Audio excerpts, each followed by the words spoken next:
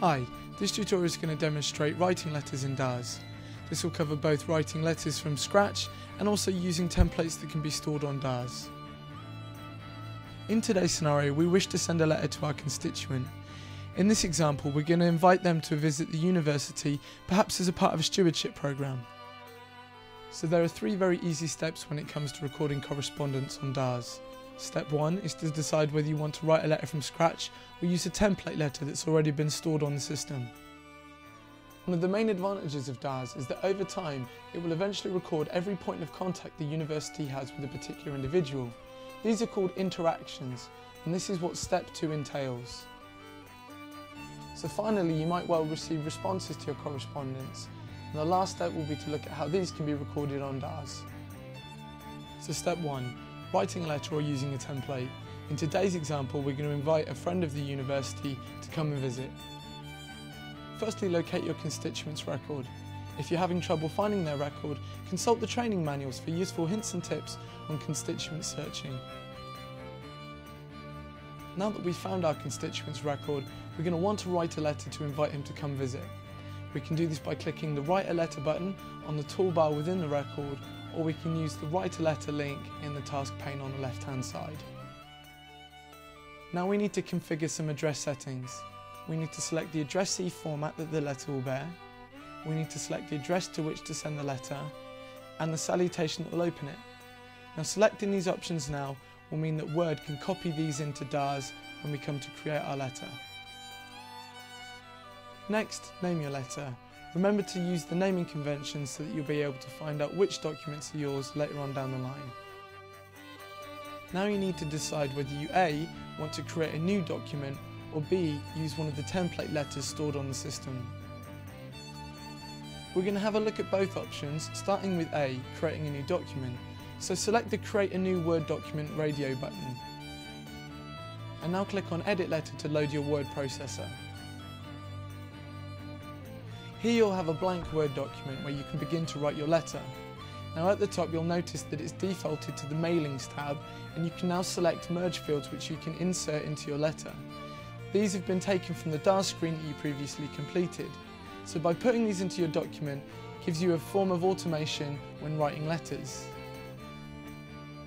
So now that you've written your letter and you've made any formatting changes, you can now store this on DARS by clicking on Save. Alternatively, you might wish to save your file onto a network drive, so simply click on Save As and select your network folder.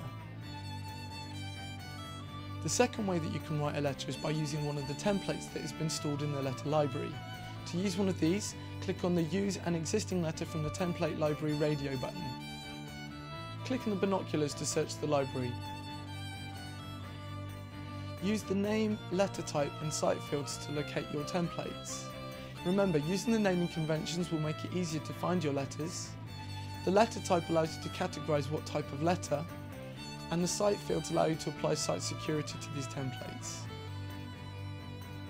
Once you've located your template letter, you may well want to personalize it by making some small changes, and you can do this by clicking on Edit Letter. This will now load up the word processor, and we can make any changes, any personalizations, or any customizations that we so desire.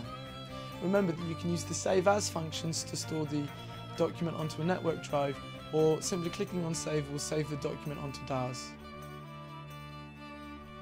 If you're curious as to how you can create these templates and store them on the system, then watch our upcoming video on creating template letters on DARS for more information. Now that we've personalised our letter, we just need to set some final details. This will include the mail date, what type of interaction we are using. This basically means the medium by which we're communicating with the constituent, and then categorise these fields. If this letter happens to contain any particularly personal or sensitive information where a high level of discretion is required, you can add additional levels of site security. Do try to remember though that DARS is there to share information and to be able to record the entire contact across the university with any given individual. The comments field can be used to record any additional notes or information. So now that we've written our letter and sent it to our individual, it's now been recorded on DARS. Step 2 will allow us to go back and view their interaction if ever we need to refer back to it. Open your constituents record and click on Interactions in the task pane. Then find and select your interaction. Once you've selected your interaction, click the Go To button and select Interaction. Go to your Documentations tab, and at the bottom you'll see a Details area. Inside there should be a hyperlink to where your document is stored on DARS. By clicking on this hyperlink, it should open your document up in a word processor. So let's imagine a small amount of time has gone by since we sent our letter. Eventually we receive a response. Our constituent is confirming that they would like to come and visit the university, so the final step, step 3, will be to record that interaction and the fact that they've responded. Go to your constituents interactions page and click on the Add button from the toolbar within the main window. Enter in a summary. This is basically the title, so remember naming conventions can be very useful for referring back to your letters. Complete the mandatory fields to capture the details of the interaction, and also complete any optional ones. Now remember, the more optional fields that you complete, the better your ability to write effective queries on interactions will be in the future. You'll now be taken into your interaction, so if you go to the Documentations tab,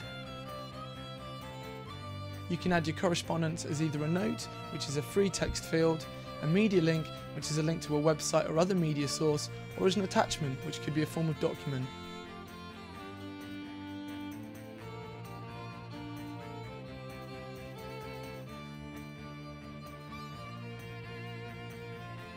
So there you go. In summary, 3 easy steps to keeping in contact with constituents and using DARS to facilitate that. Step 1, write your letter. Step 2, view the interaction. Step 3, record the response. We hope you found this video tutorial useful, and if you require more information or if you have any questions, don't hesitate to visit us at www.admin.ox.ac.uk/DARS or contact us at darstraining@admin.ox.ac.uk.